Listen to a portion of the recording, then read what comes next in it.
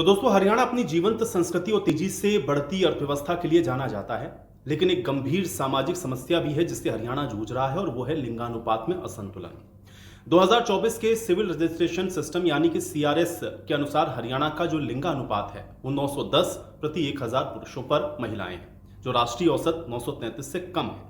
यह आंकड़ा कुछ जिले जैसे कि रेवाड़ी में 887, महेंद्रगढ़ में 891 ये और भी चिंताजनक है। जींद में 925, पंचकुला में 915 जैसे जिले बेहतर हैं। तो आखिर इस असंतुलन के पीछे का कारण क्या है? सामाजिक मान्यताएं, तकनीकी दुरुपयोग, नीतिगत खामियां, और कैसे ये तमाम समस्याएं बढ़ रही हैं, इसको ठीक करने के लिए क्या किया जा रहा है, आज आपको विस्तार से इन जो तमाम सवाल हैं उनका जवाब भी देंगे और आंकड़ों के जरिए भी आपको बताएंगे, इसकी जटिलता को समझेंगे और भविष्य के लिए इसके समाधान क्या हो सकते हैं, ये आपको आज इसमें मैं बताऊंगा। तो हरियाणा में लिंगानुपात की समस्या नई नहीं है। 1980 के दशक में जब अल्ट्रासाउंड तकनीक भारत में आई तब लिंगानुपात 950 के स्वस्थ स्तर पर था। लेकिन 1990 के दशक में अल्ट्रासाउंड का दुरुपयोग शुरू हुआ। परिणाम यह हुआ कि लिंग चयनात्मक गर्भपात बढ़ गए। 2001 की जनगणना में हरियाणा का लिंगानुपात 861 तक गिरा, जो देश में सबसे निचले स्तर पर था। 2015 में बेटी बचाओ बेटी पढ़ाओ अभियान की शुरुआत के बाद इस स्थिति में थोड़ा सुधार हुआ। 2019 में लिंगानुपात 923 तक पहुंचा। 24 में यह फिर से 910 हो गया, जो कि दर्शाता है कि चुनौतियां खत्म नहीं हुई हैं। अब समस्या की जड़ें क्या है? हरियाणा में वंश चलाने और आर्थिक सहारा देने वाला पुरुष माना जाता है, जबकि बेटियों को अक्सर यह माना जाता है कि वो बोझ हैं। हरियाणा में सामाजिक विज्ञान संस्थान 2023 का एक सर्वे है जिसके अनुसार 60% लिंग चयनात्मक गर्भपात परिवार या समाज में दबाव के कारण होते हैं। रेवाड़ी में भी आपको बता दें कि इसका ये कह सकते हैं कि जो एक एग्जाम्पल है वो देखने को मिलता है, और ये भी कहा जाता है कि पहले जो स्थितियां रेवाड़ी में बहुत खराब थी वो अब धीरे धीरे इसलिए सही हो पाई क्योंकि लोग जागरूक हुए हैं। इसके अलावा एमपीटी किट का जो अवैध उपयोग या लिंगानुपात असंतुलन का एक प्रमुख कारण माना जाता है। 1980 के दशक में अल्ट्रासाउंड तकनीक के आने के बाद लिंग चयनात्मक गर्भपात की जो वृद्धि है वो हुई है।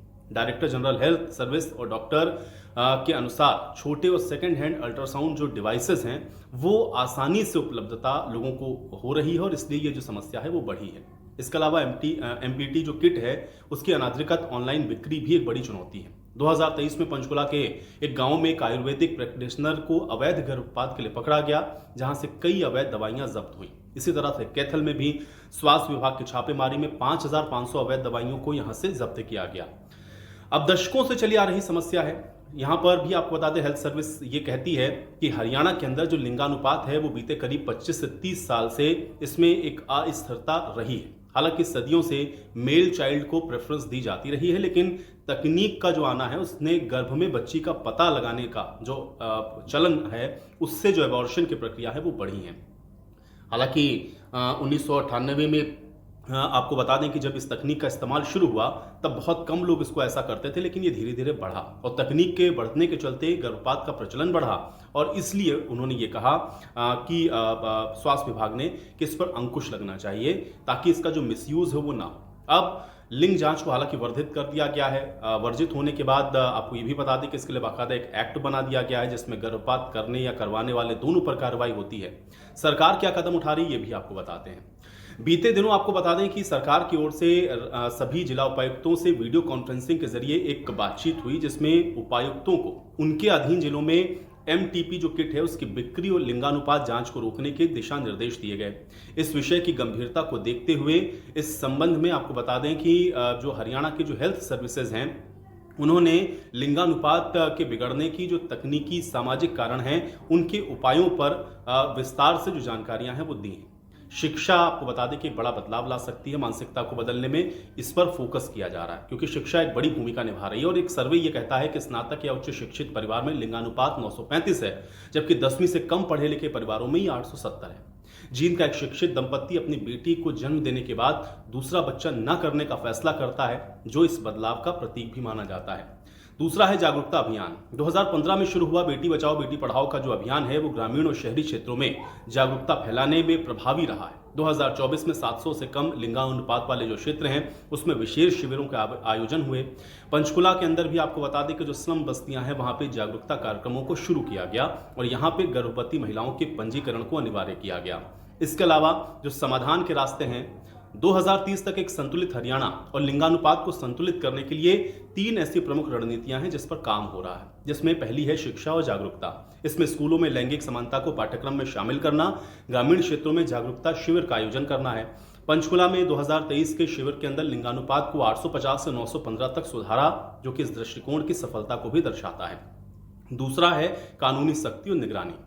तो पीसीपीएनडीटी और एमपीटीपी जो अधिनियम है इसका कड़ाई से पालन हो, इसके साथ ही ऑनलाइन जो दवा की बिक्री है उस पर निगरानी बढ़ाई जाए। Drug controller general of India को ऑनलाइन फार्मेसियों की जांच के लिए और सख्त कदम उठाने की आवश्यकता है। और तीसरा सबसे अहम है महिला सशक्तिकरण।